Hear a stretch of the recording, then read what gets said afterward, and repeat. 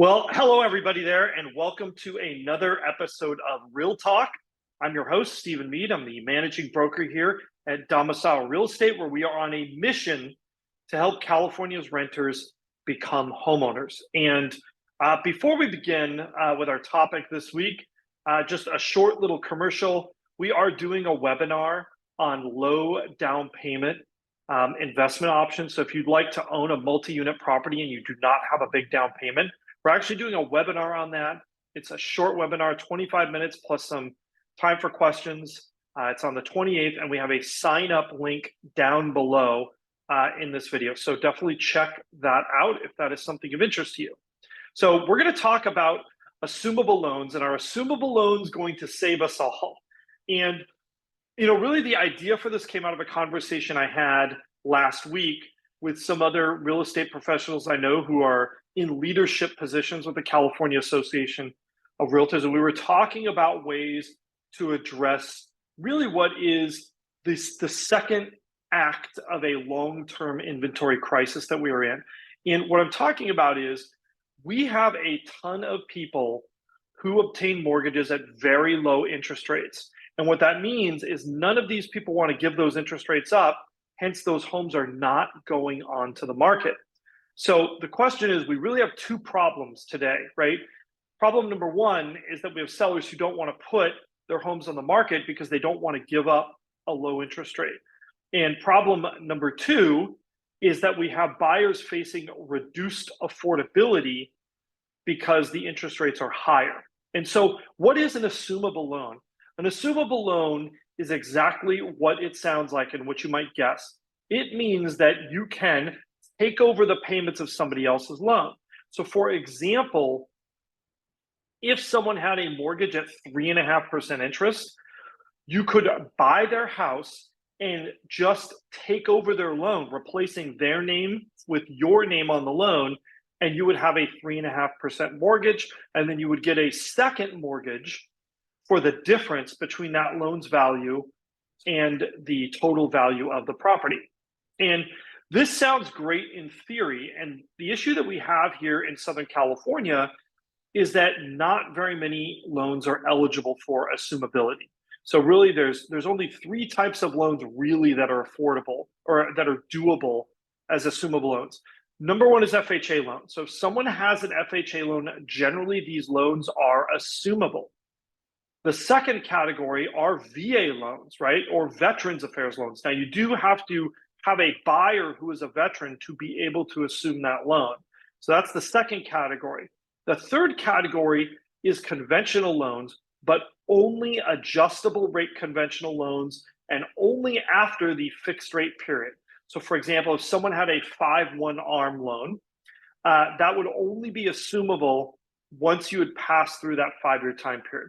There are some exceptions to that, but generally those loans are not very easily assumable. So one of the big problems we have is we just don't have that many loans that are assumable. There are a number of groups working on this, and I actually have some faith that there might be some movement on this in the next, say, 36 months. We may find that there becomes an assumability option for a fee with some of the lenders. And I think at first that sounds preposterous. Why would a lender allow this? Why would they allow somebody, if interest rates are at 6%, to keep having a 3.5% mortgage? Well, it's pretty simple. I think they realize that because of the interest rate market, if that person is not able to sell their home with an assumable loan, they won't sell it at all. So they'll keep having that loan either way. And I think some lenders may look at this as a chance to actually earn some additional profits by charging a fee. That is a long ways off. So I don't expect that to come into play here shortly. But the other reason that this is important is not just because this reduces if you're a buyer and suddenly you can buy a home that has an assumable mortgage and end up with a lower interest rate. For example, in our daily architectural email, we are actually featuring a home today that has an assumable loan at 3.25%. So these houses are out there, right? Like these loans, they're rare, but they do exist. But the second thing is this really gives an opportunity to free up some inventory. And I think the biggest challenge that our market is facing in the next 5 years is that we just won't have enough inventory to satisfy demand.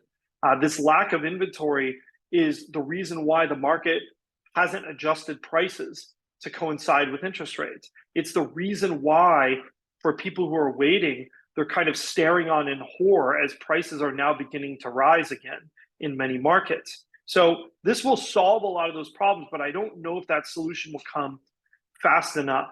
So we're actually looking to put together either another video or maybe do a webinar on this of what we're calling home buyer hacks, which is just kind of a series of kind of our best little tricks that we know. And of course, not every trick is going to be applicable to every house, but kind of or applicable to every situation. But we're going to try to put together kind of a list of all these things. How does an assumption work?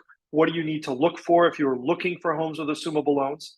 By the way, if you're a seller out there and you're watching this and you have an FHA mortgage, you have something of value. And if you are working with an agent who does not know that, you are leaving money on the table. Buyers will pay higher for a home with an assumable loan.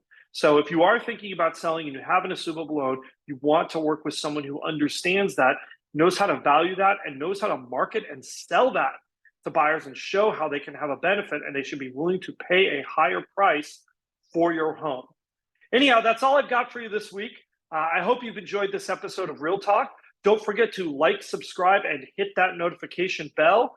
Also, don't forget, we do have that webinar on low down payment investing in multi-unit property. So if you'd like to buy a multi-unit property and you do not have a huge down payment, we actually have a webinar for you. The sign-up link is down below in the description.